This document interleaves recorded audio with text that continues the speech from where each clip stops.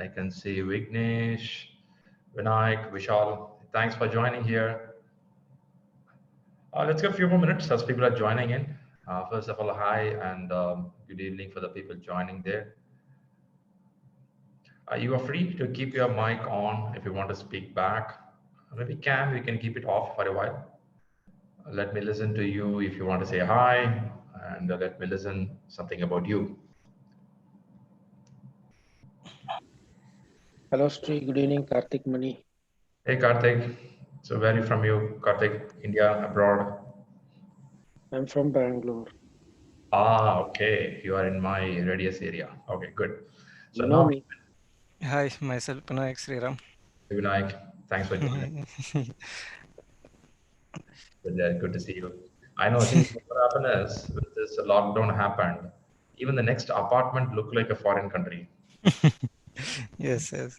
Yeah, I can see in my gated community, we have a grocery store.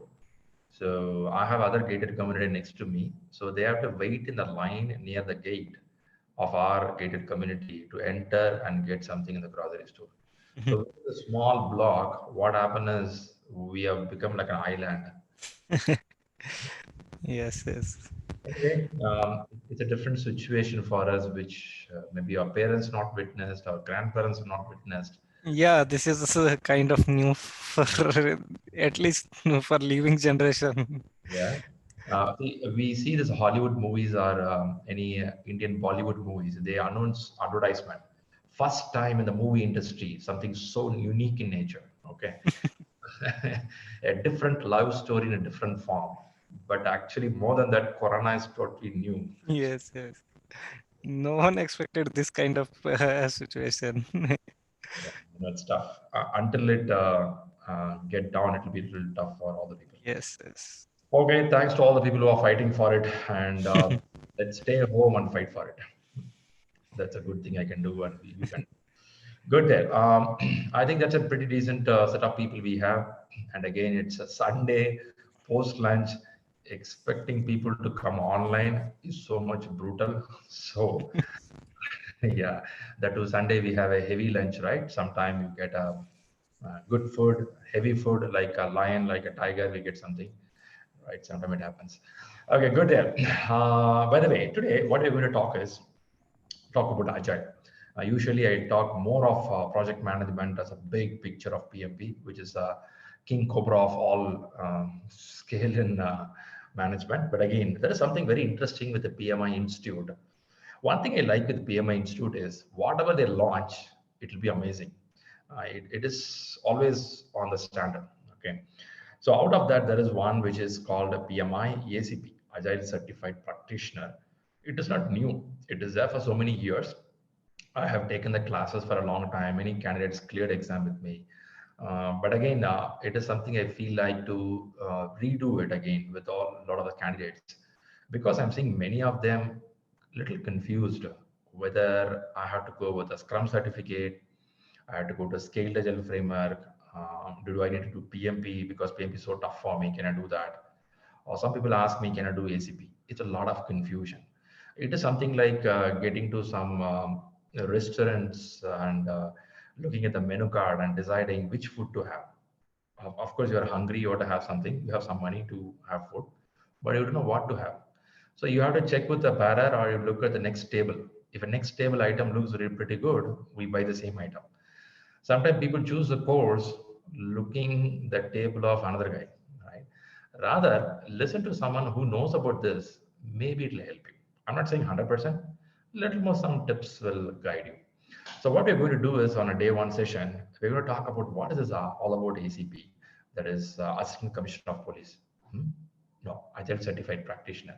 Let's understand what is this all about, and then let's see how this exam is planned, how to prepare for the exam, and little content. Because I'm a content person, any session I take, I should pass some message. A person sitting with me for 1 hour should get something back and going out.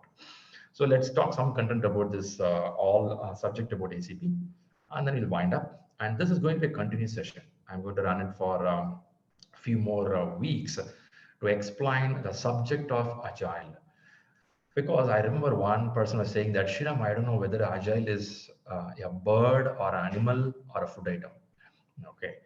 Many are like that because this Agile is a very common term like a Corona. Everybody talk about it, but nobody knows what it is, right? So that's a problem there. So let's understand what is all about Agile a little bit today. And going forward, we'll gain more knowledge on this area. But comparatively, ACP is a better exam than PMP. If a PMP is Arnold Schwarzenegger, ACP can be a little lesser down, can go next level of bodybuilder, not such a high bodybuilder. I will not tell it's so easy exam. At the same time, it's not heavy tough like PMP. Maybe if we work out for 18 days of preparation and 2 to 3 days of practice exam, more than enough. Hardly 21 days max, you will crack the exam because we have only 7 segments here. 7 segments, you can read it in hardly 18 days max, not more than that. Subjects will be very easy, very good if you are in already an agile team or scrum team. If you're not in a scrum team, it's okay, you can learn it. It's not so rocket science. It's not so vast like PMP. PMP is so big, it's like an ocean. Okay, whereas here it is all mindsets and concepts. You can do that. Okay, before I jump furthermore, do I have anybody here who already completed Scrum certification? Anybody I have here? You are free to open your mic and say yes or no. Scrum certification, CS. Yes, Sri. Ah, okay, very good. Karthik, when you completed your Scrum certification? Last year, end of 2018. Very good, man. Hey, 2018 is before that, right? We're 20 now. Yep. Okay, great. So great that anyway you're fresh on that. So Mati Raja's done it. Very good. So I have 2 people here. Very good. Hi, Shriram. This is Dinesh, Ramchandra Dinesh. Hey Jinesh, how you do? I'm good. I'm good. Good that I can join as ACP. I mean, I want to tell other important thing about Shriram here because Shriram, because two other participants recently have certified PMP and the credits almost. I mean, I give a credits to Shriram as well because his videos or his what we say suggestions or anything which he comes which comes from him is very good actually. And I mean just now before 2 minutes I saw this, immediately I've joined it without sleeping actually. Thanks, Dinesh. Thanks, and I appreciate that positive words from you. That's good to know, and thanks for that recommendation as well. And sorry for killing your sleeping time. No, it's okay. No, okay. I mean I mean actually I'm honored to attend any classes even in the midnight also. Oh, and midnight is something wrong. People don't prefer it. No, actually, I've done my Scrum Master as well. Okay. Okay, Okay. so that Mhm. is, I mean, in Good. 2019 August. Good. Got it. Recently, so you have knowledge about it. Yeah. Thanks, Dinesh. Appreciate it. Then I have Senthil Raja who did CSM. I have Vignesh who did CSM. I have Bharat who had done CSM. Fantastic. Fairly many has knowledge about the Scrum and Agile courses. Thanks for sharing that information. I appreciate it. Quickly look at the list of people joined. I have a good amount of people. Bharat, Skudo is there, Sachi is there, Karthik, Mati, Mohan, Ramchandra, Dinesh, Saurav. I have another Saurav Kumar, maybe same ID. I have Senthil, I have Vignesh, Vinayak, Vishal, Bharatwaj. Great. First of all, thanks for everyone joining here. And again, good afternoon. If somebody from UAE, it's again good morning, or from US, it's good evening, right? It's a different part of the world. Thanks for joining. Okay, quick heads up again. I'm going to talk about few heads up about this agile course, what is all about, how we can use it, who can go for this. That's the main thing. Why I asked anybody done a CSM is just want to see the ground, how people are ready for agile certification. So I can see many of you done it well and good. And again, agile is not a new concept. It is there, at least officially, it is there from 2001. It's almost going to be 2 decades. Still, if I'm going to explain what is agile, people look at me crazy. But again, there are some people from different industry. Some may be from manufacturing, some may be from, let's say, pharma, some may be from construction industry. They don't even know about it. They would have heard about it, but don't know, they don't bother about it, right? Until it comes to your pocket, you won't bother about it. That's how it is. So they don't bother about it. So point here is you try to help them, because most of the industry now moving towards this direction. It doesn't mean that we're going to ignore the old one. It's there. I'm not saying no. It's kind of a pizza topping. Okay. So if something is good, we try to top it up, right? You go to any pizza center, the guy who's doing all the stuff will ask you, sir, I have one more item. I have one more item, right? So you tend to feel, okay, why don't we put that item also, see what it is? And that topping is happening all over the world. Fortunately, agile is one of the mindset. It's a feel, okay, and that good feel makes feel company to perform really well. So when it's performing really well and that's giving a good positive attitude, positive energy, and every company thinks, why don't we add it? It may be any domain, it may be any industry or any area, any country. They prefer, why don't we do that? Right? That's what happening now. So if that's the case, what is the situation for you in the job market? Now, whether the company use it or not, when you go for an interview, they will ask you, do you know this?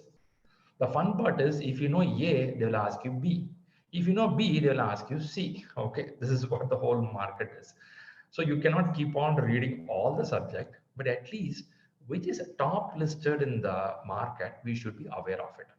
If anybody come to me after 6 years experience or 10 years of experience or 15 years of experience, they ask me, Shriram, how do I hunt for a job?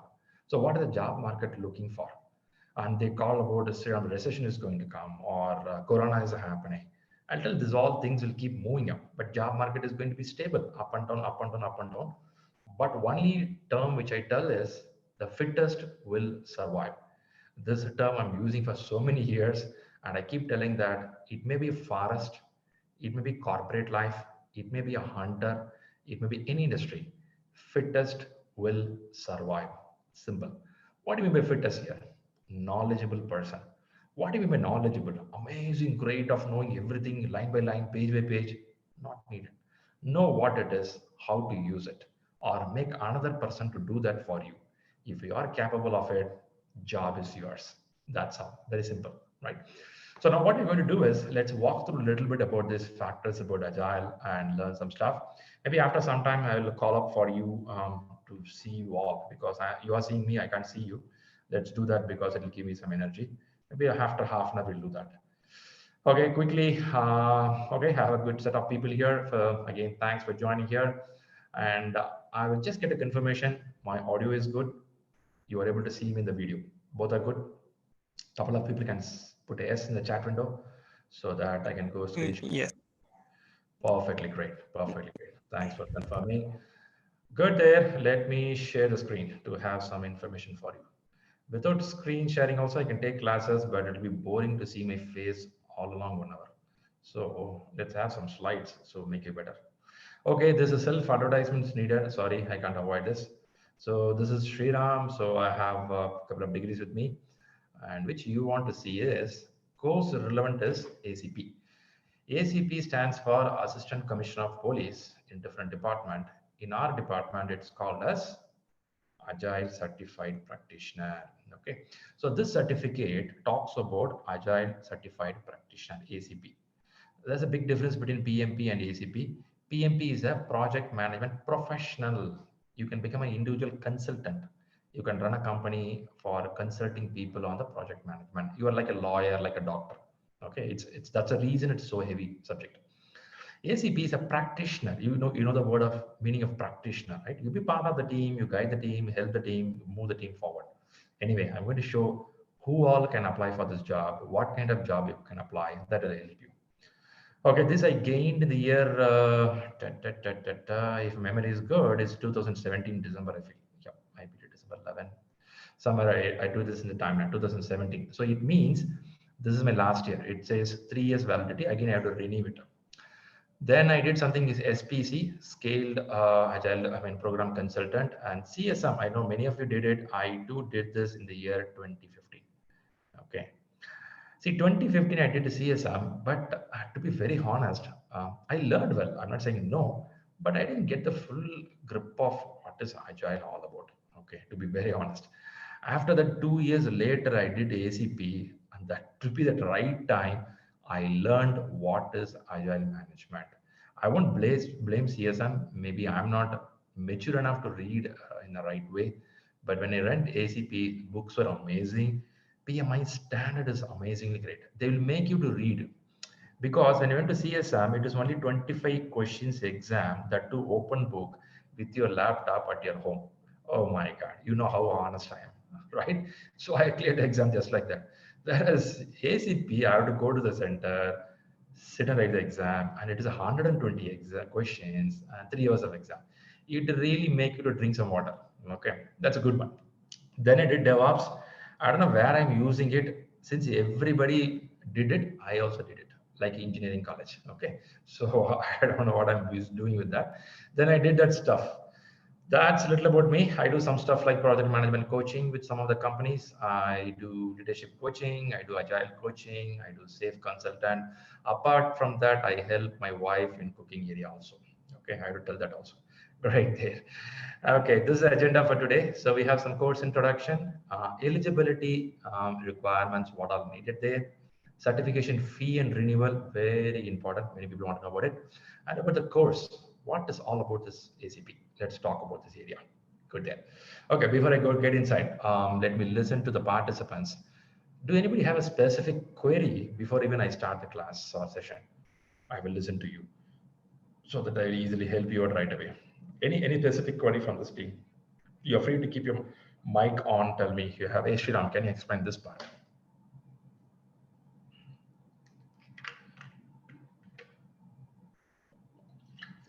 Hey, this is Mati here. Most of us has done CSM. Is ACP really required in the market? I mean, it's just an add-on certificate for us, but does the market require ACP if we have done CSM? That's a beautiful question. Thanks, Mati. I will reconnect with the points which I was talking a few minutes back. If we go back to my profile, I have a CSM some time back in 2015. Okay, I thought that CSM will add more value. Yes, it did that. It did amazing value as I was playing the role in an agile team, right? We call us agile team, right? Or Scrum team, maybe a team size of 5 to 9 people. In this, I was one of the developer by the time, some years back. Then I learned agile factors. I was a senior technical guy doing those stuff. Then when it comes to the agile, I was able to push myself to become a Scrum master. If you all know about the role called Scrum master, I didn't play a major role, but I was doing a junior role by the time to understand what is all about that time. But still, I was not getting a big picture of how a project is managed in agile way. I only know the execution. When you learn CSM, you learn the execution part. How to make your team to work like a machine. Don't take mistake me. You make people to come stand up, you do retrospective, you make a kind of some reviews, you make a planning sometime, grooming sometime. If not, it will be like a machine kind of activity happened. That's what I was, at least. But it was talking only one methodology, which is called as a Scrum. Okay. But when I started reading other books, I understood there are a few more methodologies called as Kanban exists there, extreme programming is there, Crystal is there, test-driven development is there, few more are there. But I couldn't focus more on that, or I couldn't see the best things out of other methods. So I was driven by only this method. Whereas when I sit for the ACP, I was able to see the big picture. They called as Agile umbrella. I'm not sure how many of you are aware of this. They call Agile umbrella, which has a big picture of what is Agile all about, how they're going to use it, how beneficial it's going to be. So these all factors which I couldn't get in CSM. And when I went for some of the interviews, I'll be very honest, my resume was picked up with a combination of ACP plus CSM. So they know that I know how to be a team player. They know that how I will manage a project in an agile model. So they saw me as an agile manager, also agile team player. This both really worked when I did ACP. Anyway, for your question, Mati, I'm going to go more deep inside and explain you. This is a quick explanation for you. Thanks for that beautiful question. There's one more question here before I go to the subject. Let me go to that question. Hope Mati, I was able to give some points to you. Goody is asking something. So the preparation is a lesser level of difficulty compared to PMP. Would you say this can be cleared in 1 month? How many resources are required, that is PMBOK pre-doc? What's needed for ACP? Is there a body of knowledge? The 21 contractors can't be done online. Amazing question. You covered all my agenda for today's session. Thanks for that question. So stay with me. Next 45 minutes, I'm going to talk all this topic in the session. That's agenda for me. Okay, great there. I appreciate it. I can see many people coming with a good question there. Good there. Let's go. Okay, let's quickly jump in. This I picked from PMI website. It's called PMI-ACP's what makes ACP powerful. Okay, so let me talk about this a few minutes and drive through the factors. Okay. I can see one more question coming up. ACP versus SAFE. Okay, it's a little different. Maybe Karthik, I'll park this question. I'll come completing all this stuff. And at the last, when the time permits, I'll talk about ACP versus SAFE. Okay, good there. Let's go. Okay, here, what am I going to talk? Why earn your PMI ACP? I think now Mati also has the same question. First thing, now Agile is quickly becoming a go-to method in project management. They're talking from manufacturing industry to finance or healthcare. It can be any industry, right? Having a PMI ACP will raise your visibility. That's good. I agree. Okay, this is what every certificate talks about. Let's see a little more on this. Why earn Agile certification through PMI? PMI has a standard and they have a systematic way of approaching the exam. They have an Alpine group which uses a psychometric exam format, and they frame a question of 120 questions, which is based on 7 domains. Okay, so now from 7 domains, they extract 120 questions, and it is going to be 3 hours of exam, which really makes you to observe the 7 domain carefully. Under the 7 domain, it touches most of the agile factors, which we are going to learn in a few minutes. So now what happened is PMI study says that this ACP is being highly demanded in many industries, including the manufacturing, finance, or healthcare, or much more domain. Now you can question me, Shriram, are they using Scrum methodology or Kanban methodology? It can be mix of all. So they call it as a hybrid model, where they mix both or 2 more methodologies and make it happen. But first, let's understand what is this course all about. So that's very important part. I just pulled some factors about ACP. Okay, let's go one more round. What does holding ACP certification say about? Now, when you have an ACP certificate, what all you expose to the market? You have an agile training which has been done. You have experience working on agile and depth knowledge of agile practices, tools, and also a rigorous exam. When you have a certificate, it touches all this point. It does not tell only that you cleared the exam. It also tells you went through the training, you have an experience, because to go for this exam, you need some basic experience. I'm going to explain sometime. Now, you understand and can apply multiple agile approaches. This is a beautiful thing, the difference between CSM and ACP. If you learn CSM comes here, CSM, Certified Scrum Master, which covers a Scrum methodology. Whereas when you learn ACP, you understand and can apply multiple agile approach. What are they? Scrum, you can apply XP, you can apply Lean, you can apply something called Crystal, you can apply test-driven development, like that. At least 5-6 methods are there. So when you complete the ACP certification, you are good in the market to tell that, hey, I know all these methods. Now, fun part is when you go for an interview, your company may be working in a Scrum methodology. When you go to an interview, they may be using in Kanban methodology. They may be using XP. They may be using hybrid model. Now you will tell, I'm a Scrum Master. I know what is Scrum. They'll tell, well and good, but will you know how to run the Kanban system? You will tell, yes, I heard about it, but I've not done it, but I've not read it. Whereas if you have the paper certificate like ACP, it covers you telling that you know all these subjects, right? And also you practiced it. That's one other advantage. You hold a certificate that is more credible than offering, okay, this I don't need to tell that. They're telling about the credibility. Anything from PMI, top standard. You complete a certificate in PMI, They look you, this guy's really crazy guy.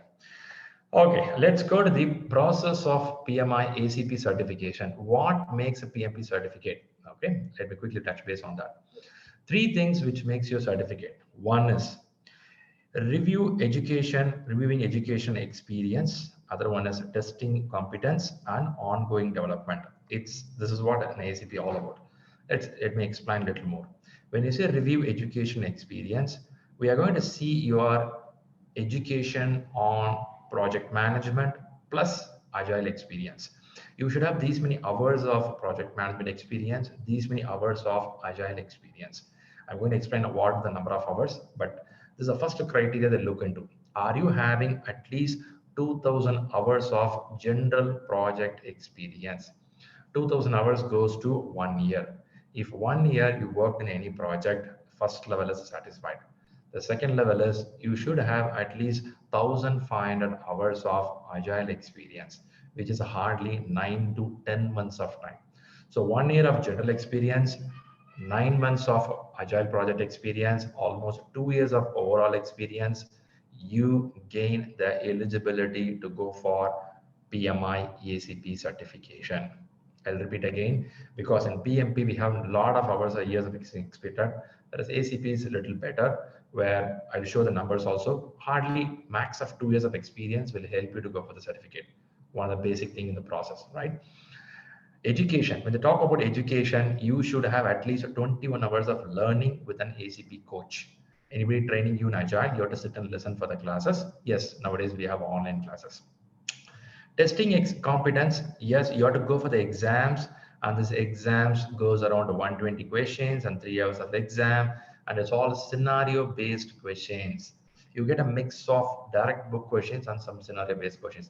It won't be killer like PMP, but again, it will have some basic scenario questions will be there.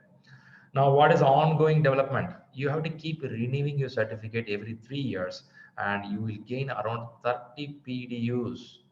I believe most of you are aware of what is PDUs, Professional Development Unit, nothing but listening to some classes like this, putting the webinar and listening to that, and that will gain you. So what happens is you have experience, you have an exam, you do with that, you get the ACP.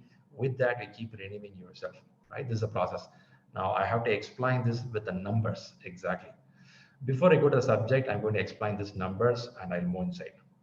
What I do, okay, good here. I'm showing the exam part. PMI-ACP exam consists of 120 questions. Okay, total 120 questions, and it goes around 3 hours of examination. Well and good. Now, in this 100 questions, 120 questions, I think some of you are aware in PMP, there is something called pre-test questions. Can anybody tell me what is pre-test questions? I know some of the PMP experts are here. What is pre-test questions? Anybody aware of it? These are the questions for testing, not for evaluation. Perfect. Thanks a lot, Vinay. Appreciate it. See, now what happened is somebody will ask me, hey, Shriram, this question is not counted for the exam results. Can I skip those questions? I will tell you, cannot skip those questions, because out of 120 questions, 20 questions are pre-test that is plotted here and there. You cannot differentiate which is pre-test and which is scored questions. Now, for you, all are important questions. You have to answer it. There is no negative marking. So you have to just mark all the questions, right? That's how it works out. Because they use these 20 questions for their research and development purpose. They want to see how candidates are answering the questions. Based on that, they'll improve their exam going forward. This is the thing. So PMI follows, when I say PMI, Project Management Institute, goes by the word of honesty. They don't want to hide something and do. So they'll tell you upfront, hey, I'm going to use this 20 questions as a pre-test questions.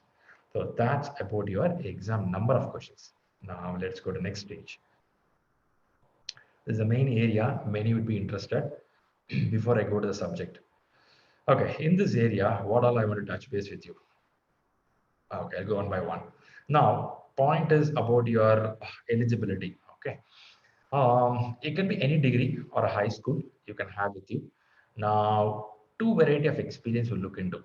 One is you should have a general project experience, which is 2000 hours. When you calculate 2000 hours, it will come approximately 1 year. nearly 1 year of timeline on a general project, right? And the second point, which is very important, is at least 1,500 hours of agile project experience, which comes to hardly 9 months of time or 10 months of time.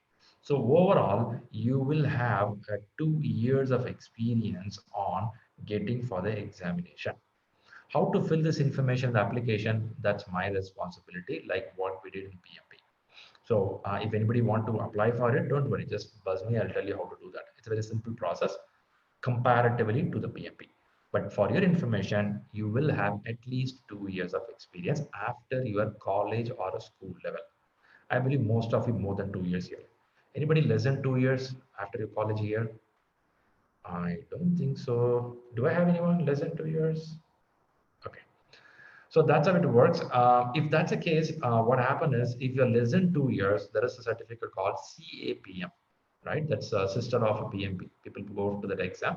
Okay, let's not confuse that now. Let's understand these two are vital to go for the examination. How to fill it, what to fill it, what is the project criteria. These all, I'll be sharing some template. You have to just see that, follow it, fill it. That's it. Because I generally verify the application before it goes to PMI. Right, good. This is fantastic. Now I have a degree with me. Maybe I'm a BE qualified. I'm a school diploma holder. Good. Two, I have at least 2 years of experience. In that 1 year could be normal project or 1,500 hours can be of agile project. At least you listen to what is agile. That's fine. So two things are satisfied. Now third point. That's the last one. Third point is you have to go for a training that is 21 contact hours of trainings. Now, what happened is we have 7 domains to be shared as a training.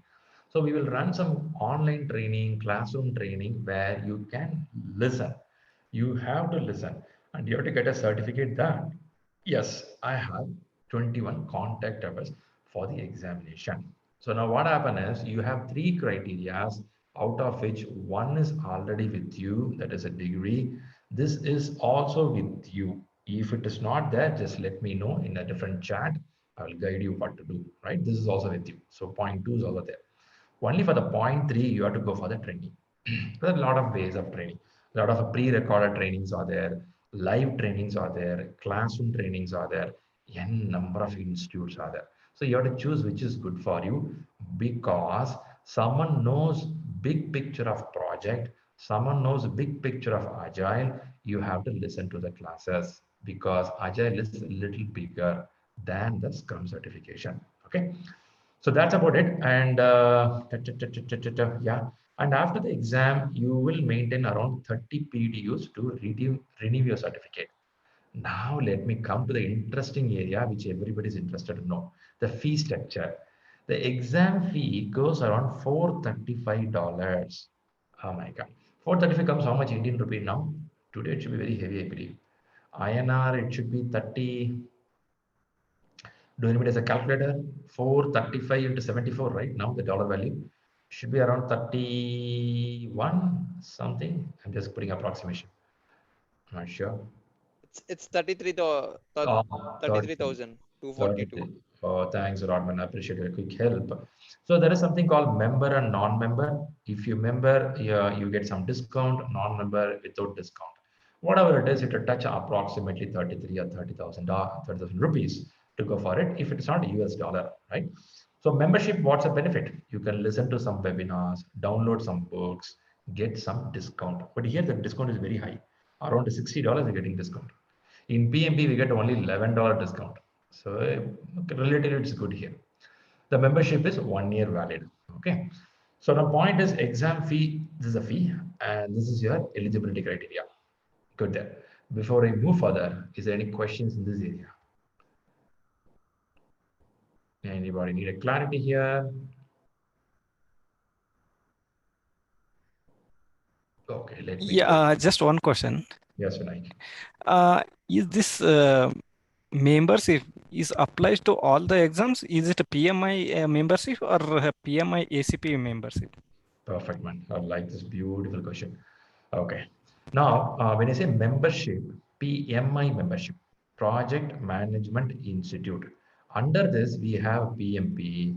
Under this, we have PGMP. Under this, we have ACP. Under this, we have CSM. Sorry, CAPM, right? Now, all these courses are under this. So you are getting membership for PMI, which is $139. Okay. Once you become a member, it is not for certification. Membership, anybody can become. My brother can become a member. My father can become a member. They become a member to listen to some of the videos, download some of the books, read some article for that reason. Apart from that, you are also going for exam. Since you are a member, they're giving some discount to you. So your question is very valuable. It is not only for the certificate you become a member, you become a member with an institute. With the institute itself, we create a relationship. So anything under the institute, you get some discount. Hope that solves your question. Yes, yes. Thank you. Perfect. Perfect. Let's go. But be very careful. It's only 1 year valid. PMI is a non-profit organization, so you have to be very cautious. Okay, they will charge you every year. Okay, a certificate, how it will look like. By the way, I want to show the certificate, so you will believe that I'm an ACP qualified person. Okay, so certificate look like this. When I say look like this, you will have 3 years of validity. Okay, I think Mati is putting the question. Mati, the question answer is membership has a 1 year validity. Mati, question is what's the validity for membership? 1 year. From the date when you pay the fees, exactly 11th month, you will get a call from the call center. Sir, would you like to renew your membership? Then you'll remember there is an institute there. Because while paying the fees, you would have thought that, okay, I paid the fees. Hereafter, I download all the books. I'm going to read everything under PMI because I paid $113. 1 week you'll read it. Second week can't. I never see nobody read it. After 1 year, when the call center calls you, you realize it. Oh my God, my money is gone. This is very common. But some people are so passionate. Those people utilize every dollar carefully. Download everything. Sometimes PMI itself will come and tell enough downloading, man. You've done everything, right? So that kind of reading, some people do very rarely. If not, people don't use it much. Okay, renewal fee, I think it goes again 139 or it goes around discounts they'll give sometimes $80, something is there. Sometimes they give discounts very rarely. That too, the call center will call and they talk to you. Some discounts are very rarely, if not 139. Okay, good. Let's get back. Now that's a certificate looks like this. In this certificate, what you have to notice down is you have to see the PMI ACP number. This is a number which you will put in a resume. This is very important because people will take this number and put in the PMI website and that will show your eligibility. Are you really a PMI ACP qualified? People put in the resume the top number telling that I'm a ACP qualified. And the validity goes 3 years once you complete the certificate. For me, my validity ending in another 6, 7 months or 8 months. Now, what I have to do is within this 3 years, I have to gather around 30 PDUs. So what I have did so far is I have gathered around 26 PDUs. 4 is pending for me. Now, what I will do is I'll go to pmi.org. There'll be some webinar. I'll put my headsets, listen to the webinar. When I listen to the webinar, when I say PMI Institute automatically add that 4 point to this number. For example, now I think you all saw in the WhatsApp group, some free PDUs are running. I don't know how many of you watched it. Many are very happy about it. A lot of free PDUs happening. When I saw that, I too felt happy. Wow, there is something. I will sit and listen after 1 week and I'll get that point so that my thing got renewed. But renewal will not happen freely. After that, you have to pay some fees. I believe it's $60. I'm not clear about the money. I have to pay some money to renew the certificate. So what will happen is from here, they will add another 3 years. So it will become 2023. I'll do that in the next 2, 3 months and I'll make it as 2023. This is how the renewal will happen. Hope certificate and renewal is clear. Can I explain anything more here or good? Okay. So, some question is coming up. Good. Okay. Thanks for that. So that's about the certificate stuff. Let's go to the main game. Certificate is only one part of our life. Okay. What skills you will learn out of this certification? Okay. What are things very important to learn? That's very important, right? You have to know what you will learn. What is the takeaway? You will understand the whole history of Agile. You will ask me, why should I know the history of Agile, man? Without knowing this, can't I learn? You have to. Because many places the question comes, why can't you follow the traditional method? Why can't you use this method? Why you have to go for Agile? For the why Agile, you should know the history of Agile, where it came up, why it came up. I'll tell you, please read history of Agile in websites also. It's very important. If you understand this, it'll be so easy to learn the process much faster. And then you learn the foundation, evolution, concepts, and you learn the principles. There are 4 manifesto and 12 principles, which is a lifeblood of Agile, which you have to learn through. I'm sure everybody went with the Scrum certificate would have learned it, or you would have memorized it already. Now, develop a working knowledge of the Agile principle. This is what I keep saying that Scrum you will learn, Kanban you will learn, XP, extreme programming you will learn, test-driven development you will learn. Few more are there. So when you complete this course, you will learn all these courses. Now, amazingly, industry is crazy for 3 items: Scrum, Kanban, XP. I saw Karthik putting a message. Shriram, can you give a difference between ACP and SAFE? In SAFE, these 3 are madly followed. I'll tell you, it's madly followed. And then next 5 to 10 years, this 3 system will be merged and they'll be using a hybrid model next 10 years. Scrum, Kanban, XP. If you are expert in this 3, I will tell you your job opportunity is so broad. So either you have to read each certificate individually or read some certificate like ACP, which covers all as a big picture. Either way, it doesn't mean that which one is good for you. You can choose it. Develop the expertise of implementing multi-iterative development model for any scale of projects. I think you are aware of multi-iterative model, right? That you have to learn. Develop the ability of deliver high velocity stories and epics. I'm sure you are aware of stories and epics in your project. You're going to learn how to do that because you're going to learn the prioritization technique. You're going to learn the Moscow rule. You're going to learn how to give effective value output in the deliverable. You're going to learn what is MVP. This is all going to happen in this learning process. Develop the knowledge and skills required to clear the ACP certification along with the PDUs. Now, the whole process of this courses, you make you an expert in Agile from the beginning till all the methods and the deliverables. And this is a whole goal, okay? Along with that, you get the PDUs. Of course, PDUs is part of your learning process. Now, the next question, important question is, who should take this course? By the way, I have a couple of videos I have to share you. Before that, first, let's see who should take this course. Many people question me, hey Shriram, okay man, I'm doing the certificate. What will be my job role? Now, there are a lot of job roles which is coming up when you go for the market, when you have some good certificates with you. Let me put something here. PMI Agile Certified Professional Training Program is a professional requirement across IT and tech industry for all project management roles around the world, right?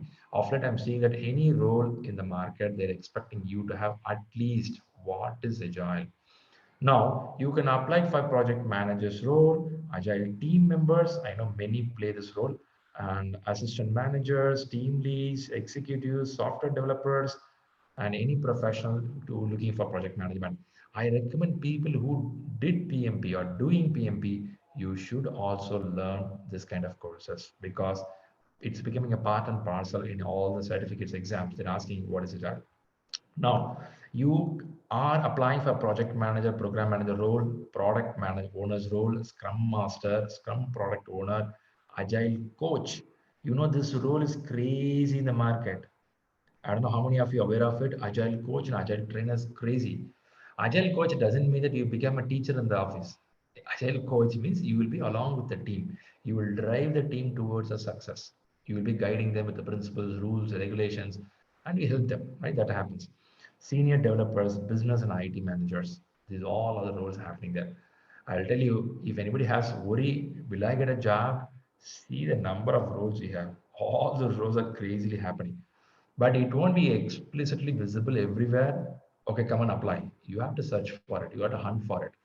Whenever you want to look for a job opportunity, I will ask you to see first job description. We call it as JD. Just ask the company, can you explain the job description? They'll give a sheet of content with a lot of points. Read the points carefully and see if you want to add something, add it quickly. That's very important. I'm not talking in agile mode, I'm talking in a general way. Whenever you want to apply for a job, first understand the job description. Or you are getting a job and you're enrolling for a job, or you're getting offer letter, first talk about the job description, because I'm seeing many people who don't know what's a job description. They know only after 3 months they joined in a job which it doesn't fit to them. So please don't do that mistake. Okay, let me get into ACP's subject. Okay, so far what I spoke about is about the exam, spoke about the eligibility, and I spoke about some of the job opportunities and some of the job title available for this course. Hope this is clear. And I'm going to take you to something called ACP exam. Before I go there, I'll just give a heads up how Agile is viewed in the market. Shall I show a small video if you guys are good?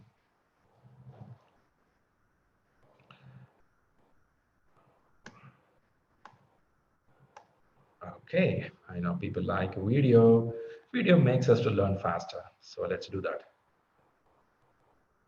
Fantastic. Thanks for the approval. Let's go to the video. What I have is I have a small video here to talk about. Okay, let's listen to this video first.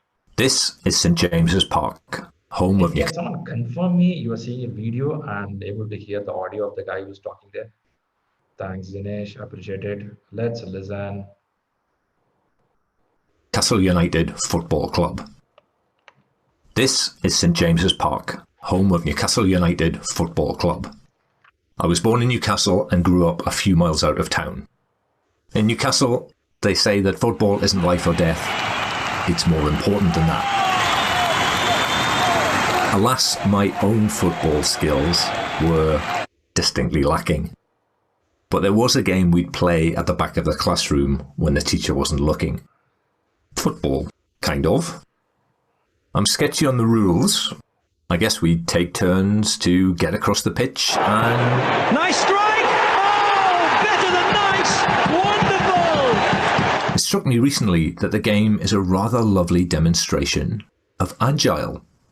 We have value delivered in small increments as the ball makes its way up the pitch. And we have the opportunity to course correct. Turns out that it's easy to recover from a wayward first kick. It's taken me decades to work out how to really play this game. Now, where did I put my special pencil? Ah, here it is. My turn. Ready, aim. Aim some more, and... Good shot, it's in! Final minutes! As I'm sure you've guessed, this enormous pencil represents a waterfall approach. It's an all eggs in one basket approach. We design, build and test this Leviathan and launch it onto the world. Lovely cushion header. It's either a big hit or a big miss. No second chances. If our aim is true, if the playing field is flat, if the goalposts don't move, we're on to a winner. But for me, that's an awful lot of ifs, an awful lot of risk. In an uncertain world, the enormous pencil starts to look less like an unfair advantage and more like a big-assed liability. In an uncertain world, we need a pencil that's more, what's the right word? Agile. With this small but perfectly formed agile pencil, our aim doesn't need to be true, the playing field doesn't need to be flat, and the goalposts don't need to stay put. All that we're really required to do is keep kicking. Oh, what about that? So what did you make of the what is agile pencil analogy? Okay, I know it's a pretty simple video. Does it make some sense when the person explaining about keep kicking and making course correction accordingly? Do anybody agree that that sounds logical?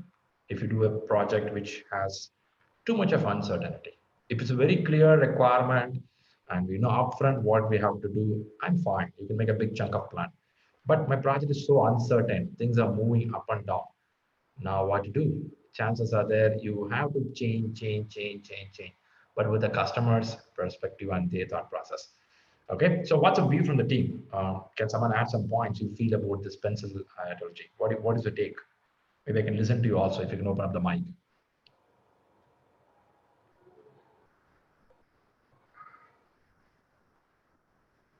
Focus on more sprints. Ah, okay, okay. Okay, focus on more sprints. You mean every small iterations we have to give attention rather seeing as a big one chunk of planning. True, true. Yes. But you know what?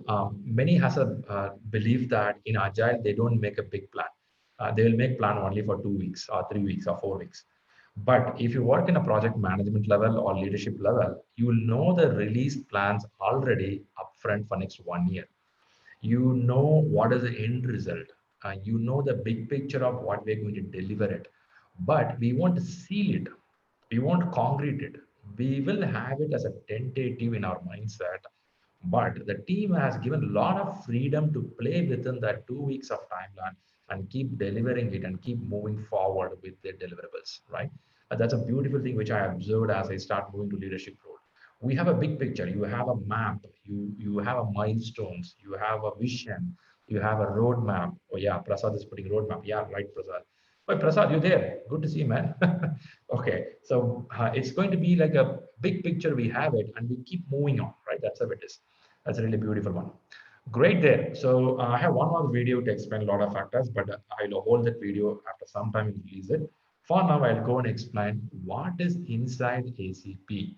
Okay, ACP in the books of PMI Institute, they have divided the course by 7 domains.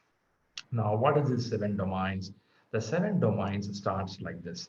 They talk domain one. In domain one, they explain the principles and mindsets. As I say, there are 4 principles, 4 manifesto and 12 principles. They explain it elaborately, the basics of Agile. The first chapter talks purely basics of Agile. And when they say 16% out of 120 exam questions, 16% of questions will come from this chapter. I'll tell you, this chapter is so crazy easy chapter. You just read through that. Some of the methods being explained here. They will talk about the Scrum, they'll talk about Kanban, they'll talk about XP, they'll talk about Crystal, test-driven development. It goes on. They have few methodologies being explained here well. And that methodologies plus principles, also they talk about leadership, how to be an effective leader. They talk about interpersonal skills. I literally love this book because when they come to team performance, there is a topic here, team performance. They talk about stakeholders.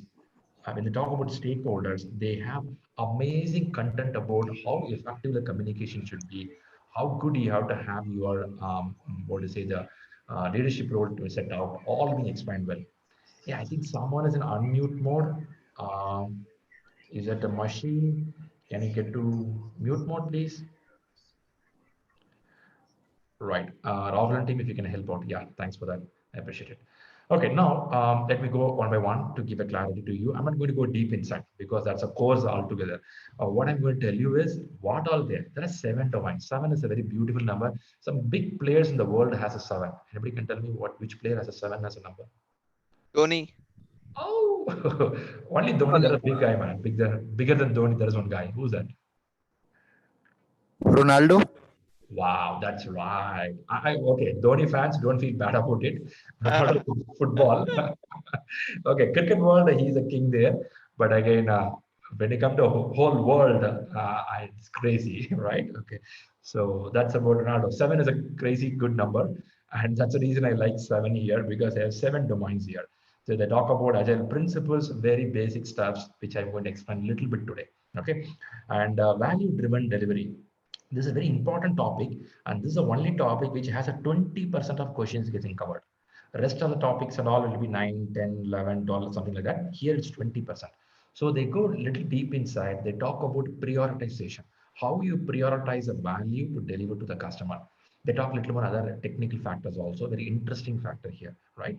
And then the third chapter, they talk about stakeholder engagement. I know people learned PMP, you know how stakeholder is very important, right? I always keep stressing stakeholders. Even last week, some of the guys joined in my team in my company. The first thing I asked them is go and learn who all the stakeholders in this company, who all the stakeholders from the customer perspective, who is important, unimportant. Those guys are looking at me, Shriram, these are important. Can you show me the project document? Can you show me the architecture diagram? Can you show me some important emails? I said, yes, I will show that. But before that, please understand people. If you don't know the people, I will tell you, you will not become a leader. You will become only a machine in the system. You will do what others ask to do. When you know the people, when you know how to talk with them, when you know how to get the work done from them, I will tell you, a leader is born. You become the Dhoni or you become the Cristiano Ronaldo, right? So that's very important. So again, that's covering around 17% of the exam question. I love it because they're covering highest score here, because it's one of my favorite subjects is stakeholder handling, right? It's applicable in a family also. If you don't know how to handle your uncle, aunt, or your mother, father, then your stakeholder management is so bad, right? So that's about third chapter. And for the team performance, I like this because it talks about Tuckman rule. It talks about how to bring improvement to the team. Lot factors are here. And many of you who work in agile team, you have a big trouble in planning the project. It can be a release planning, it can be a roadmap setting, it can be milestones, how to evaluate, how to put user story estimation, right? Is it a Fibonacci series, or you could go for relative sizing? Which one to use? Those all being discussed in adaptive planning. They cover 12% of exam questions here, right? And problem solving and deduction, it's a very common thing in any management studies. Here also we have that they cover 10% of the questions here. And finally, continuous improvement. How to improve product, process, people. These three in they cover around 9% of the questions, right? So seven areas are being discussed in the examination. For this, there are a couple of books. Which books I'm going to recommend you now? I'll show the books. Buy the books, you will read it, and I'll tell you each chapter. Hardly it will take. For example, this can take 3 days of time. This can take 3 days of time. This can take 3 days of time, and rest all hardly will take 2 days of time. When I say 2 days per day, you read at least 3 to 4 hours. Don't think 30 minutes I will read, I'll complete it. No, you cannot. 30 minutes you can read one article in Facebook, not the book subject. Okay. The moment you open the subject book, you don't know why, your eyes will close automatically. Do anybody realize it? I thought it's only me. Anybody has the same problem? You Yes, open Shriram. the See, before that, we would have read a novel or we would have read a Facebook article. We read a big WhatsApp message also. What will happen after Corona? We read 3 pages. We'll be very active. The moment you open the subject book, automatically eyes will close. Okay. So don't expect yourself to be so great reader like Warren Buffett or Bill Gates. If you are like a Bill Gates who reads 6 hours per day, or Warren Buffett reads 5 hours per day, I'm happy. If not, it will take time to settle down. Okay. So, but I'll give you a general timeline. Take at least 2 to 3 days per chapter. You can read it out. When I'm saying that, you go to office, come back and sit and read. Morning 2 hours you'll cover, evening 1 hour you'll cover, right? Because these subjects are not so deep, so it's easy to read. Even in the bus you can read. Now no buses are running, no try it now. I'm saying that you can read in a very casual mode. That's a subject this one is, right? Good there. And let's go a little more deep. Okay, seven domain. Exam results. I want to show you, right? Wow, the results will come. Hey, by the way, anybody has a question? What is the passing mark for ACP? I was expecting that question. Nobody asked me that question. What is the passing mark for ACP exam? If you ask me the question, I don't have an answer because PMI Institute never declared what is the passing mark for PMP or ACP. Yeah, Mohan is right there. Now, but there is an assumption when you do a practice exam, in the practice exam, if you touch 70%, you are good. So Shriram, how many practice exams I have to do? Do 2 practice exams, more than enough. Agile is not so tough. 2 practice exam of 120 plus 120, 240 questions. You are so good to go for the main exam, right? How many days you will read? 18 days to 21 days if you read the books, and practice plus 2 days of exam, you are super good to go for the main exam. To be very honest, this is how I did. I did very limited work and I cleared the exam. But exam was fine. I won't tell so much tough. I won't tell so much easy. But middle of 60th question itself, I realized I will clear the exam. So I was aramsey clicking the button. Okay, that's how it is. Whereas PMP, I was not doing like that. PMP, I can't sit like this in exam hall. I was sitting like this. Prasad knows how he was sitting in the exam hall. Prasad, what's your experience when exam hall? Okay. Prasad Putra says he was shivering in the exam hall. Okay. Okay, getting back. Now you have these many domains. Each domain they look out for you above target, below target. Luckily, this guy, not luckily, with a hard effort, this guy got above target in all the area. Okay, so they cover up all the 7 domains and they see how you are scoring. So that's a scale for an exam purpose. Okay, so I'll tell you which are the practice exams you have to do a little later, not now. Books. I know somebody asked me the question. Who asked the question? Someone asked me the question, right? Somebody put me the question telling that, telling me the books also. Okay. Now, PMI, like a PMBOK 6th edition for ACP, they don't have a specific telling that, hey, follow this edition. They didn't tell that. Whereas in PMBOK 6th edition, in a PMBOK 6th edition, last 200 pages covers about Agile practice guide.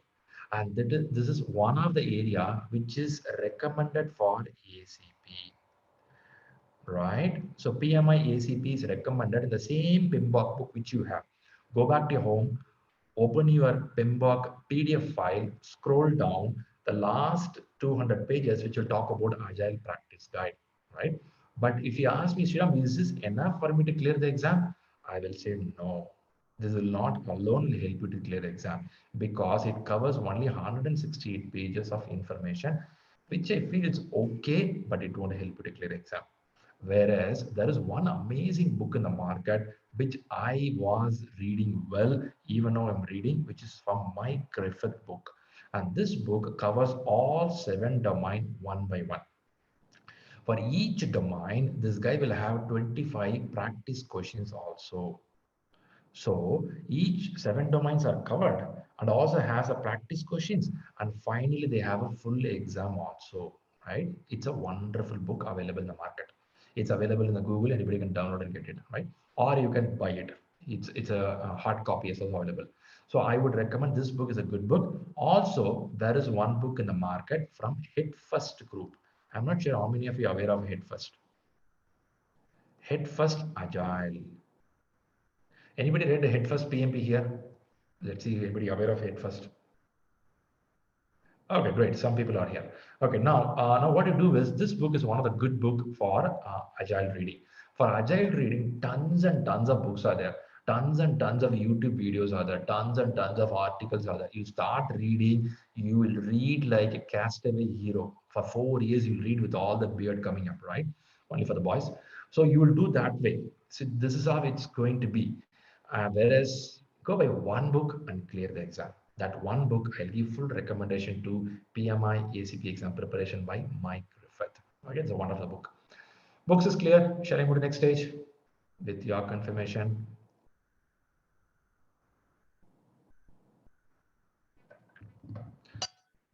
Great. That's good. That's good. Thanks for confirming. Let's see a little bit on the Shriram. Yes, sir.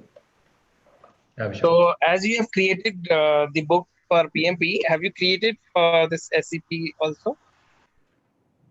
Yes, like Shriram learning materials, like that? Yes, it is there. I will be sharing it when the class starts out because now you won't get the concept, but we have it. Yeah, you're right. We have the question bank. We have how to approach the exam application process. All are in place. Okay. Thank you. Thank you, Shriram. Great, Vishal. Good then. Thanks for the question. Since Vishal asked, now I thought 5 o'clock I want to see everybody and say hi to because I feel like I'm talking all alone. So what I do is I'm going to quickly stop sharing and just want to say hi to most of you because most of you will be from my PMP classes. I want to see all you guys. If you don't mind, open your cam and keep your mic off mode just for 2 minutes. Let's say hi to each other because it's good to meet in the remote session. Okay, I'm getting people. Good there. Mohan is there. Hey, Mohan, after a long time, man. Good to see you. Vishal is there. Great. Saurav is there. Good, Saurav. Prasad Patra, you good there? Good. Prasad, you started running now? Your legs are good? Yes, sir. Okay. And the timetable for PMP exam. Still there. Man, you're a talent out, man. Your PMP already qualified. Still you have it. Okay. Good to see. Karthik is coming up. Hey, Karthik. Hey, Vignesh. Good to see. Hey, Vinayak. Good to see. Hey, Mati. Good to see. Senthil is there. Hey, Senthil. After a long time, good to see you. Great. Saurav is there. Good there. Good. Good to see a set of people, man. It's after a long. I think most of you turning into castaway form. Huh? You say castaway hero, Tom Hanks. Okay. Okay. I know you are house arrested, so no chance of going in front of the mirror and cleaning up and getting ready, right? Yeah, yes, you are. Okay. We are going to become a caveman when we come out of this lockdown. Okay, good to see you all, and hi, and thanks for joining here, and good to see you all. Great. Thanks, guys. Okay, you can get back. Happy to see your faces. Thanks all. Yeah. Okay, let's go to the subject. You know what? I'm also getting home house arrested for a while. That's why I'm seeing the cam and feeling okay. I'm with a human being. Okay, great. Getting back. Thanks for that. Okay, quickly, we'll go to now. I'm going to talk a little bit about the subject, what is covered inside this Agile. I'm just taking few domains. I'm not going to take all the domain because a lot of content there. So domain one, I'll take it up. In domain one, what they want to explain you is, I'll just read out a couple of lines to give a clarity for you what is covered inside the ACP books. They want to advocate for agile principles by modeling those principles and discussing agile values in order to develop a shared mindset across the team as well as between the customer.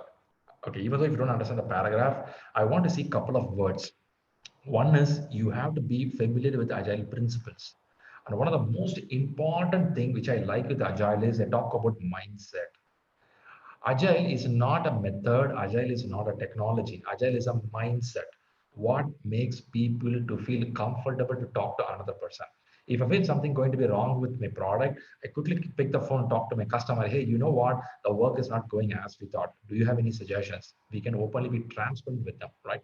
So the mindset, how to bring it up, that topic is being highly discussed in the first unit, which is called as Agile Principles and Mindset.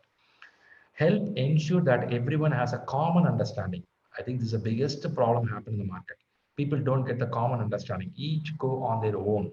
Now, how to bring the common understanding of the values and principles of Agile and common knowledge around the Agile practices. Okay, I'm not going to go drill down much more because it will be a little boring for you now. I just want to tell you the subject is so much beautiful, which you will love to read.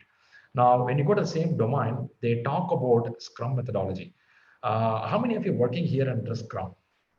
Even though we tell Agile, we tell Kanban.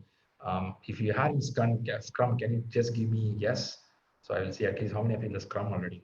I know some of you qualified in Scrum, but how many of you working in a Scrum methodology? I'm seeing Sendil. Okay. Okay, Sendil is working in Scrum. Okay. Okay, I got so far one. So I think one person. Me too. Okay, Bharat is there two. Mati is there three. Okay, three people are in Scrum already. Great. So the Scrum is one of the methodology. Okay, thanks, Saurav.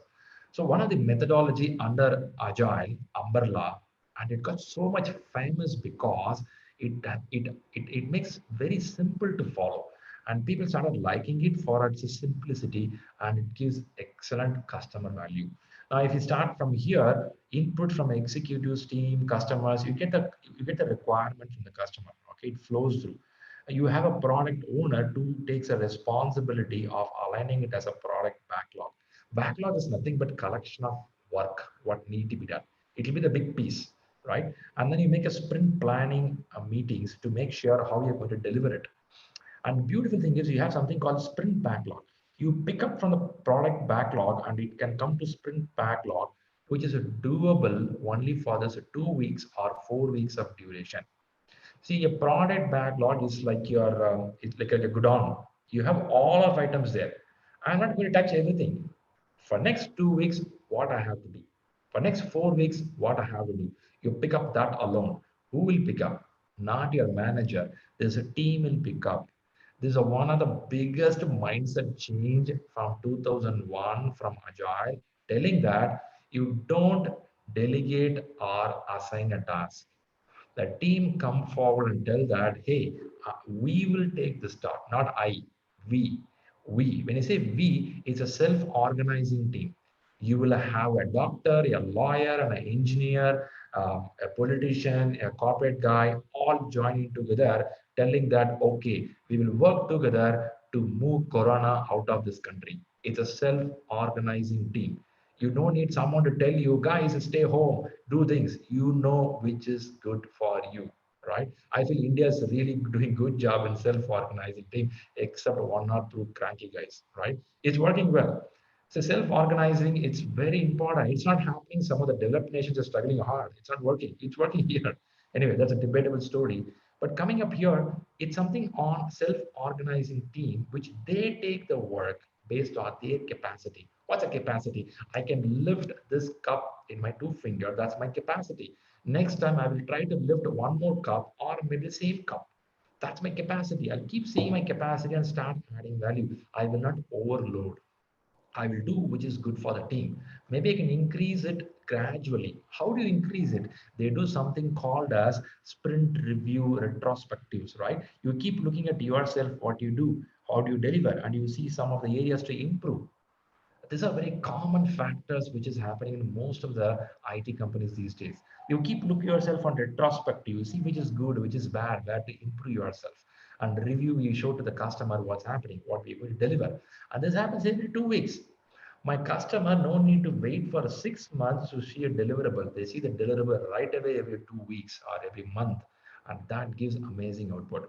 And you have someone called as a Scrum Master. Most of the people who qualified for a CSM, you may get in this area as a Scrum Master.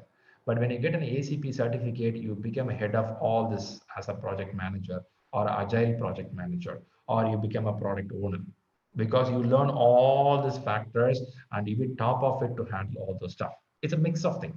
I'm not saying which is good, which is bad, but ACP has a big picture. This concept is fully explained in ACP book. They talk about how it works by the principles, right?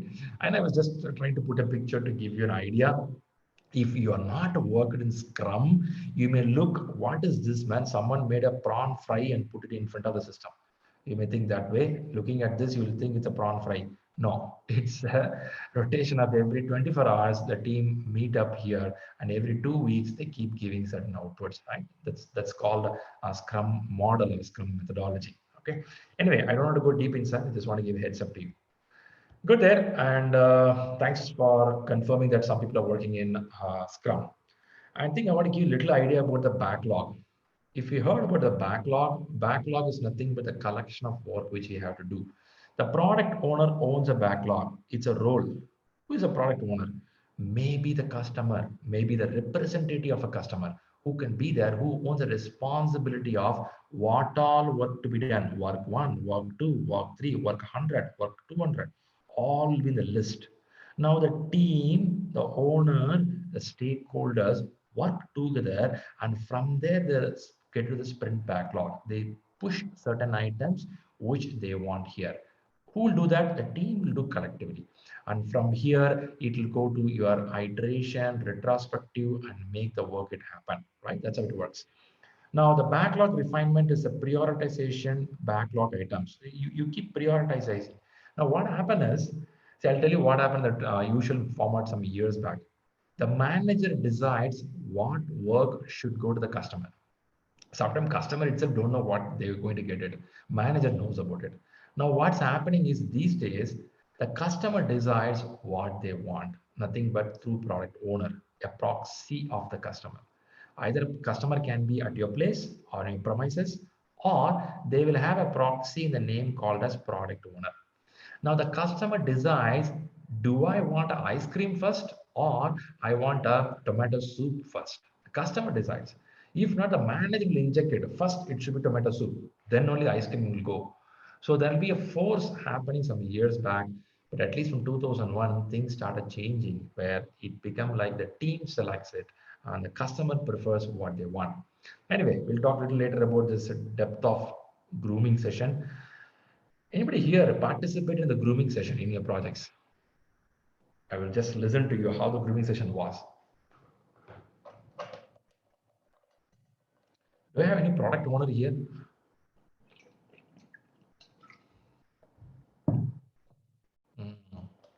Maybe Mati or Senthil. I'll listen to you. How long a grooming session goes for you? Anybody can tell about it. You can even speak up. How long it will go a grooming session? in a week or in a sprint planning? 1 hour, 2 hour? Ideally, it will be 1 hour. Okay. Maybe it will extend for a half an hour. So I mean 1.5 hours. Ah, ah, ah. It will get extended. Perfect, perfect. And So it is there, more the of a war room session wherein the product managers gives um, um, priorities, and the team fights, and then they do their priority. okay, So it is again a win-win situation. Who wins first, and then perfect, perfect. who whose stories are picked up. Fantastic. I like the sentence which you put, a win-win. Thanks, Mithya. I appreciate it. If you watch at the third sentence here, the entire project team may participate, right? It's not mandatory, but may participate. It's good to participate. So whenever someone joins the team initially and put them into this kind of meeting, they will understand the resource capacity and ability. See, if you're not capable of knowing yourself how much of weight you can lift, you will be panic mode. You are just looking at someone putting their task on your head. Whereas if you know what's your capacity, you will lift exactly what you can do. That's an interesting factor. Okay, little about Scrum, little about Kanban. I'm sure some of you are aware of what is called Kanban. I know there is something called Nanban. So here it is Kanban. So Kanban talks about originated from Toyota, one of the biggest organization in the world, which talks about the automobile. Now, where it is from Japan, right? It talks about signboard. Kanban means signboard. See, it has something called more than the push mode, it become a pull mode. Kanban is called as a pull mode system. See, they'll set a to-do tag, they have an in-progress tag, they have a done tag. See, they will go by pull. See, for example, they'll tell you in progress, you can have only 3 items. Okay. Only when all the 3 items are getting done, or at least one item going down, you will push or pull one item from here.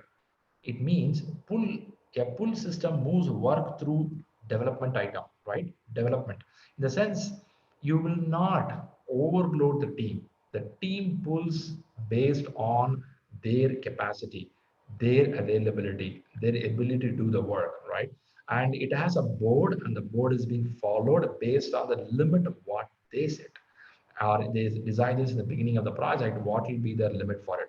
If you read out these lines here, the Kanban says, a Kanban, a pull system moves work through development. The development team completes an item, the next item in the queue is pulled into the next stage of the process. This was so much famous in most of the automobile group. You go to any car service center. In a car service center, if you give cars, you can see a big whiteboard. In the whiteboard, the numbers of the car will be written. These are the cars will be serviced. At a time, in that service center, only 3 cars can stand there for cleaning and service. Only when one car comes out, the another car will be pulled inside. Until then, other had to wait outside. You cannot keep on pushing all the cars inside. There is no space. You can accommodate only 3 at a time. So that concept, very simple, but works really, really well. But the team should be so efficient. If not, it will take so much of time to pull the next car. The processing time will delay a lot, right? That's where the lean will come inside, reducing the wastage and making efficient output, right? Kanban does not use a time box iterations. Only so many items can be in each stage of the project. Work moves from left to right. You move stage by stage, right? That's how it works. Anyway, that's a little about the Kanban. I know Kanban is a big group. You have to sit and read. I want to show you a board how a Kanban looks like. A Kanban board may look like this, which will have a to-do, plan, develop, test, deploy, done. So they keep on moving to the stages. Nowadays, we are seeing something called Scrumban, right? They mix Scrum and Kanban. Okay, that's also there. It's called a hybrid model where they mix both of it. There is next one which is called as extreme programming. This is the one I was keep telling called as XP. Again, it's one of the interesting thing used in most of the big methodology these days, right? XP. It's called extreme programming. They have certain core values. There are few are there. I don't want to go more. I just want to talk about one of the things it's called as communication, ensuring that the project team knows what is expected to them. See, it's nothing but transparency. This is what we called about transparency, right? How transparent you are. Ensuring the project team knows what other people are working on. The daily stand-up meeting is an excellent communication tool. See, these are some of the core values of XP. Tells us how strong we are to be in communication, how transparent we are to be in the communication, right? This is the reason they call it as agile environment. I'm not sure how many of you watch in the companies. These days, there is no specific block room for the managers. They have demolished it. They made as agile environment where they put everybody in the same floor, where you can easily see people around moving around and sitting next to you, where you can speak up, listen to them, and what's happening faster. It is sometimes better, and sometimes it also create trouble where your listening ability goes down, where you get too much of distracted. Anybody here sitting in agile environment where you call whole team sitting the same floor next to you? Anybody here like that?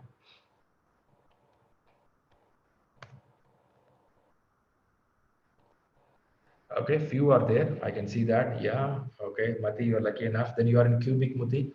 Maybe you have a good place to sit there. But now that things are changing, even the senior managers don't have a specific rooms for them. The rooms concept has gone. Now you have to sit with the team and work with the team, right? Good. Thanks for sharing that information. Again, there is something, another core value which talks about feedback. I love this part really, really well because a team can scale up only when the team is ready enough to listen to the feedback or give a transparent feedback, right? So feedback gives a team an opportunity to improve the project. I'll tell you, this is one of the biggest change in the project management world. I have seen my initial career when I was in corporate. It was so hard to give a feedback to a senior manager. It was so hard to give a feedback to a peer resource. There'll be equivalent resource to you, but you can't tell this guy things are wrong.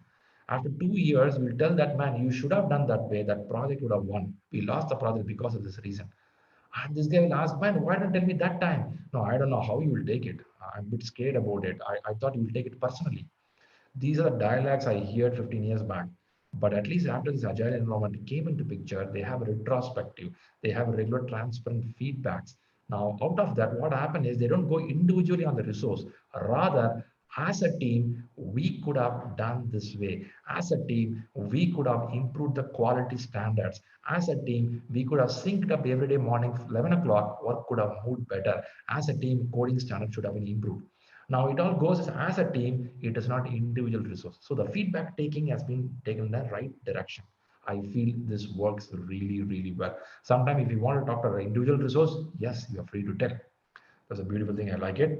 I think some of you also like this feedback. Sometimes even it hits on you also. Okay, that's a little about it. And participating daily Scrum. I know this is stand-up meeting. It happens every day. I know stand-up. Anybody here in the name of stand-up, it happens for 30 to 40 minutes, but actually it should be 15 minutes are very crisp and clear. Anybody have a problem? My meeting, it goes 30, 40 minutes. Mati is saying, oh my God. So who is maintaining the time, Mati, there? You have a Scrum Master, right? He will say, he or she will tell, no, stop there. It's not happening. No, we do that. I mean, in certain time, it goes beyond your control. Oh man, it happens. I agree with Mati. Some discussion will start, and these guys will keep dragging to each other, pulling each other. Hey, you didn't do this, you didn't do that. Positive, negative, both will happen. But I'll tell you, Scrum Master has all the responsibility to hold that. Hey guys, we will take this to post Scrum discussion. Many times when I was playing a role, I used to cut right away up front. I'll call this guy, he's a senior most guy in the team. I'll call him right away. Hey, I got your point. Can you please hold this discussion for the post scrum session? Okay, Suresh and Ramesh, can you chat in the individual chat window? Now we'll cut here, we'll move to the next topic. We have to be upfront. If not, you won't go home. What will happen is these guys will talk for 40 minutes. When they are talking, only these two will talk. The rest five people will be busy in the WhatsApp because they don't interest in the topic. They'll be another topic. They'll go to a different area. So we'll be upfront on that area. Okay, I agree, Mati. It's so tough to handle that area. Good there. And yeah, the other one which I want to cover is lean. Why I'm covering these topics? I'm covering, if you watch it out, I've covered Scrum, I covered Kanban, I'm talking about XP, I'm talking about lean. These four are discussed in scaled agile framework. Karthik was asking me, Shriram, what's the difference here? There is something called SAFE. SAFE, small e. It's called Scaled Agile Framework. These guys are talking about Scrum, Kanban, they're talking about XP, and overall picture, they talk about Lean. Okay. And if you are good at ACP certificate, I'll tell you, you are already master of it. And I felt so easy when I went for SAFE certification because SAFE certification talks about Scrum, Kanban, XP, Lean. plus some of the big concepts of PMP. So what happened is when I went for SAFe, it was so easy for me. I was, oh man, all this story I know. Only thing I have to put everything together, right? That's what happening. On top of that, they also have something called DevOps. They cover DevOps also. So all my recent certificate in last 3 years helped me to put into one certificate, which is called a SAFe. Anyway, coming back to lean, again, lean comes from Toyota. You may be surprised. I thought Toyota is giving only cars, but I'm seeing they're giving lean also. Okay, it's one of the process how to do the work. Apart from the cars, they give a good system in place. How to do more of a visual management tools.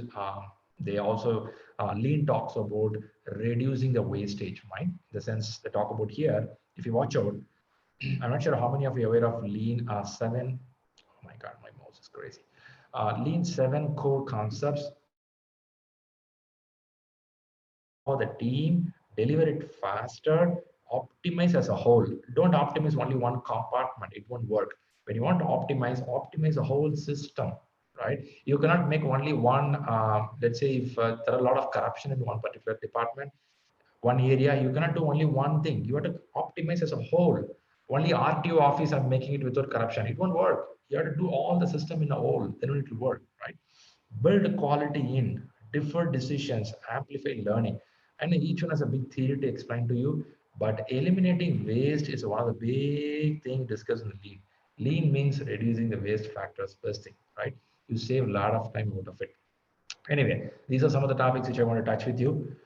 Okay, take a question here. Let's see how much your mind is capable of agile factors. I'm just pulling a couple of questions. I know it's a simple question here. In the Agile Manifesto, what is valued more than process and tools?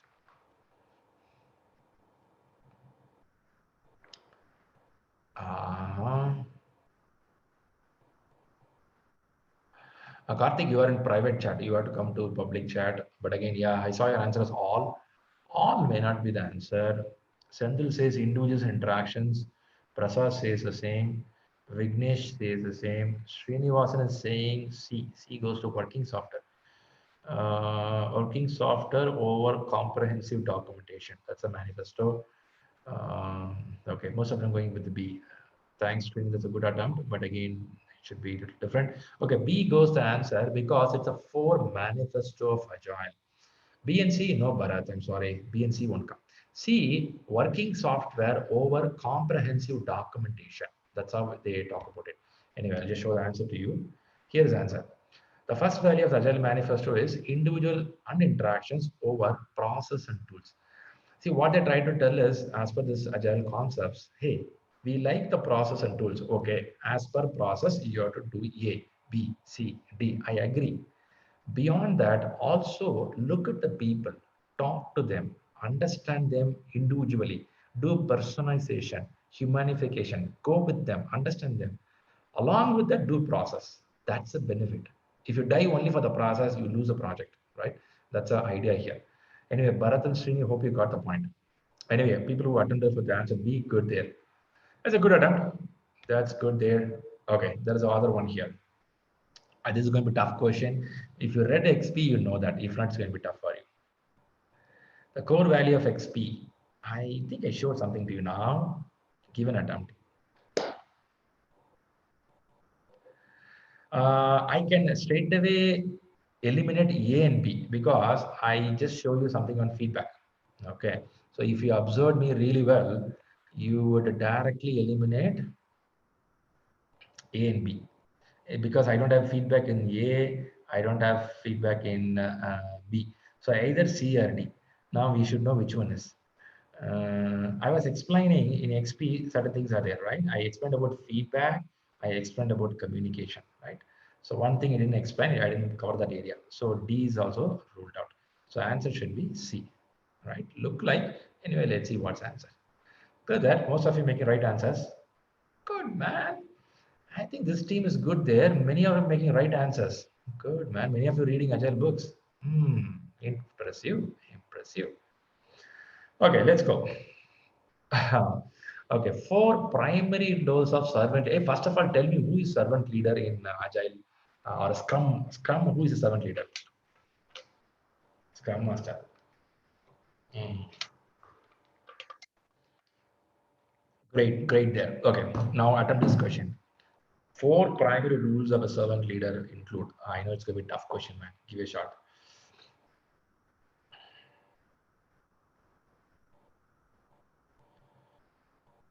Shielding team members from interruptions. Resolving conflicts. Determining which stories to include in iteration. I don't think C, right? C is totally eliminated. That's not the role of SM. D, assigning tasks to the team members. Assigning it, the burdens are not there. If you go to Agile, where nothing on assigning, you have to do, right? That's very interesting. So C and D eliminated, either A or B. Some people say resolving conflict, shielding team, okay, A and B, the good competition there. Answer goes, yay. I can see 50-50 there. Some people say A and B. Senthil says A and B. No, 4 things are there. If you read these words, maybe you can read the answers given there.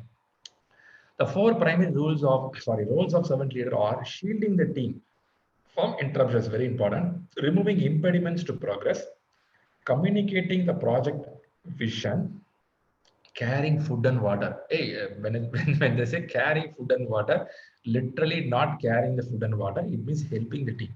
Okay, don't carry food and water to them. They bring food and water from their home. Okay, this is 1, and this is 2, and this is 3, and 1 is 4. Okay, this are the 4 items. Servant leader. I know if you are a Scrum Master, you should be aware of all these terms. Okay, see, these are the beautiful things I like in this certificate. They make us to learn a lot of factors which I didn't cover in other areas, which I got covered here.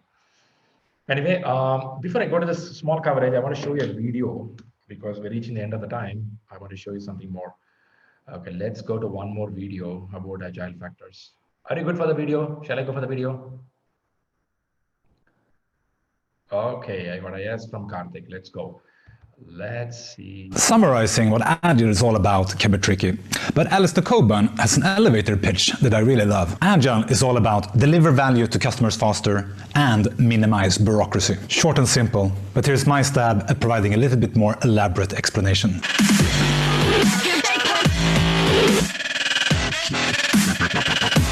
Agile emerged in the 90s as an alternative to the process and document-heavy, plan-driven approach, embodied by, for example, waterfall methodologies. So let's start with exploring how that approach looks like. In a plan-driven environment, work is conducted in projects. Most projects start with an idea of a product or a service that addresses the need of the customers.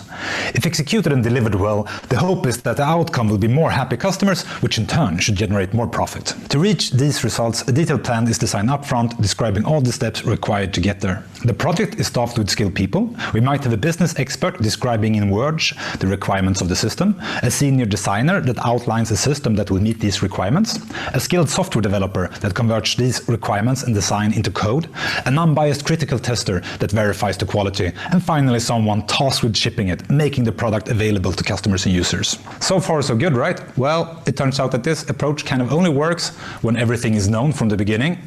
We don't expect any surprises along the journey, and we know exactly where we're going. In complex environments such as in IT and other fast-paced domains with many actors, this is rarely the case. Actually, applying the plan-driven approach in these environments inherently comes with a lot of problems. Calculating the cost for a project is pretty straightforward. It accumulates over time depending on the number of people involved in the project, license fees, hardware, and so on. Nothing of value is, however, delivered to the customer until the very end. If everything goes as planned, the customers will like what we provide and we will earn more money than we have invested. But we don't know this will happen. This upfront planning, big bang delivery strategy, and no true feedback until the very end means that we accumulate a lot of risk over time. For example, we might learn at the very end when we invite to customer acceptance testing or launch our product to the market that we've built something that doesn't address the problem or the need. No one wants our product. We might learn too late that we never actually had the right people with the right skills in the project in order to pull it off in an efficient manner. We might learn far into the project that our assumptions on cost and delivery dates are way off. We might discover by the very end, when we try to tie everything together, that it never was technically feasible to build a system from a performance, scalability, or security perspective. We can talk about these risks, we can keep track of them, but we won't truly learn about them until the very end of the project. Another, for me, totally weird aspect of the plan-driven approach is that you make tons and tons of decisions early on. You decide exactly what to do, who should do it, in which order, and how long time each task is allowed to take. And you do this in the phase of the project when you have the least amount of knowledge. To make things worse, you put all these decisions into a plan, you negotiate a contract, and you commit to it. What could possibly go wrong? Another common property of waterfall projects is that they tend to stretch over a long period of time. And big projects comes with some inherent problems. For example, the longer a project, the more likely it is that people working on it will be interrupted with other urgent work, thus slowing down progress and causing delays, maybe postponed deadlines. And when the deadline is postponed, people tend to grab the opportunity to add more features, increasing the scope, thus prolonging the project even more. See the vicious cycle going on here? Furthermore, a consequence of having experts doing the work in a serial manner is that it introduces the need of handoffs. When someone has completed their part, they hand over their work and knowledge so far to the next person in line. That person is expected to pick up the baton and continue from there. Having many handoffs is by far the most efficient way to lose knowledge about the problem we're trying to solve and the context. Every time there's a handoff, roughly 50% of the knowledge is lost. There's only so much you can convey in written or verbal form. I really sympathize with the frustrated tester that needs to reverse engineer how the system should work and why in order to test it. And finally, this approach with a lot of process is expensive. Apart from the people doing the actual job, we need a project manager to plan and coordinate, maybe a change request manager to protect the project from changes and scope creep, and probably someone to be in charge of everything to make sure people do what is expected of them. That's one way to summarize the plan-driven predictive approach. So how does this compare with the adaptive iterative agile approach? It starts at the same place with an idea, a vision of a product, feature, or a service that would solve a problem or address the needs of the customers, resulting in profit. We of course have skilled people, but instead of working separately, handing over the work to the next person, they form a team. The team assumes a collective ownership to deliver success. They win and celebrate as a team, they fail and learn as a team. They sit together, work together. They self-organize, meaning that they decide together how to solve problems and how to best collaborate. They plan, execute, deliver, and learn together. They decide upon process together. They are collectively held responsible for delivering high-quality services and product. This sometimes renders some overhead roles abundant. Instead of planning everything up front, they make sure they have a clear shared understanding of where they want to go. Then the team asks themselves, what should we do first? What can we build that brings us one step closer to the vision and delivers some real value to our customers? They accept that they probably misunderstood the problem or the goal, so they approach their work step by step. This way, they maximize learning and are constantly able to adapt to new insights. The team has a tight and frequent collaboration with their customers and stakeholders. As soon as they've solved a partial problem and can deliver some value, they do. The team either invites a demonstration where they show what they have built and ask for feedback, or they actually launch the new features and measure the impact. After each iteration, before taking the next step, they ask themselves two questions. Are we building the right thing? Is there something we need to rethink? Should we prioritize? Can we improve the way we build it? Can we improve our collaboration, our communication, our processes and tools? Can we simplify? Instead of having a lessons learned session afterwards, they inspect and adapt along the way, and then the team takes another step and another, continuously adjusting their aim and improving the efficiency of their collaboration until they have accomplished what they've set out to do. That destination quite often turns out to be something else than they thought of when they started the journey. With an iterative step-by-step approach where they continuously inspect and adapt, the team quickly learns if they are building something that satisfies the customers and stakeholders, if they have a good mix of people and skills, and through their habit of frequent delivery, they early on learn about technical challenges. This way, they can always quickly react to risks and surprises. Since the team, that's usually pretty small, around 6-7 people, isn't dismantled after each project, but stay together, they over time become faster, better, stronger, and more efficient at collaborating. The nature of their work and their goals, that might change over time though. Calculating the cost is as straightforward as with the other approach, but since the team deliver value frequently and continuously inspects and adapts, they never accumulate a lot of risk. Instead, they leverage their frequent customer feedback and insights to ensure that they're always working on the most valuable thing in the most efficient manner. I know it's a lengthy video, but again, I thought some input will be helpful for you. Was it a useful information out of this video? Yeah, you should have got something. Okay, some takeaway there, right? It's a good one. I like this video because it covers much part of the stuff about what is iterative, what is adaptive, or what is predictive, right? Anyway, it's depending on the domain as well. We cannot bluntly tell that all the domain can go for adaptive nature. Some domain you can, some domain you cannot. It's a debatable topic. Let's not go to that word. Anyway, there are a few more things to cover, but in the interest of time, I don't want to do much drilling because it's part of the classes. Because today's session is to give an introduction. The first day, if you could push everything, you will run away. So let's talk about it in the coming sessions. Vignesh pointing out rightly, the reduction of risk. I like that part. The risk drops down because every then and there you're showing to the customer, hey, this is what I'm going to deliver to you. This is what I'm going to deliver to you. That guy also approves it. Yes, I like it. This is right. This is right. For example, if my mom is preparing some food for the lunch, I can go by 11 o'clock and she give me something to eat and I feel, mom, this is good. Or I can tell mom, can you add a little more salt so the fry comes up really well. 12 o'clock, I'll go back. She has a good sweet made there. Maybe payasam is there, sweets. I enjoy it and say that, hey, good sweet mom, nice. And 1 o'clock, I go there, lunch is ready. So I keep checking up things are going well. And she too feels comfortable sharing with me some piece of food and telling that this is what I'm going to deliver. But again, it won't be suitable all the time, but sometimes it works out. So you have to see which project is suitable and you have to apply for it, right? Anyway, I want to talk about this value driven, but I'll keep it for the next session. I don't want to drill you furthermore because I want to talk about prioritization technique and other factors. Let's park that for coming up session. Okay.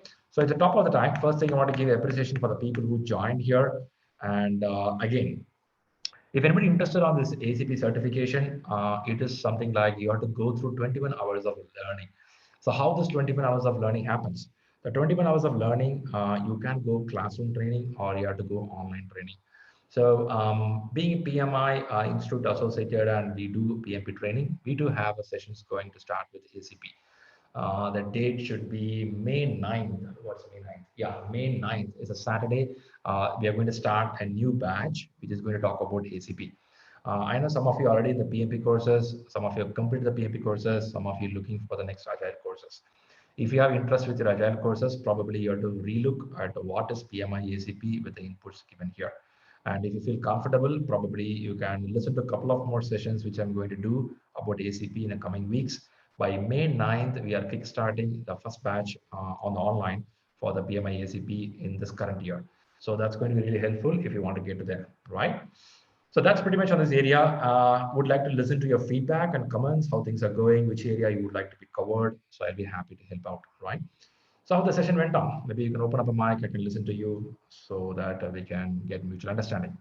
Was it a good intro for what is ACP? As usual, super. Thanks, Dinesh, for that. I appreciate it. I know as if I have given something to you, you always give me positive feedback. Thanks for it. People shouldn't feel bad that Dinesh is there to give a positive feedback always. Not really, but because to be frank, I did not get my 30 guys. I did not get my 35 PDUs from Shriram. I got my 35 PDUs from other institute.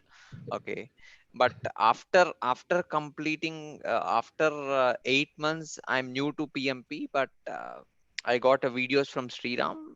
I used to go for Rita Mulka and Pimbok, and I got few clarification from his videos actually. So I'm willing to go for ACP as well as soon as Great. possible. Good, Dinesh. I appreciate it. Thanks for getting there. Appreciate it. Thanks a lot. Mati is saying good intro and a lot of information. Thanks, Mati. Bharat says informative. I know. Certain things I have to push a little faster because we have only 1 hour, 30 minutes.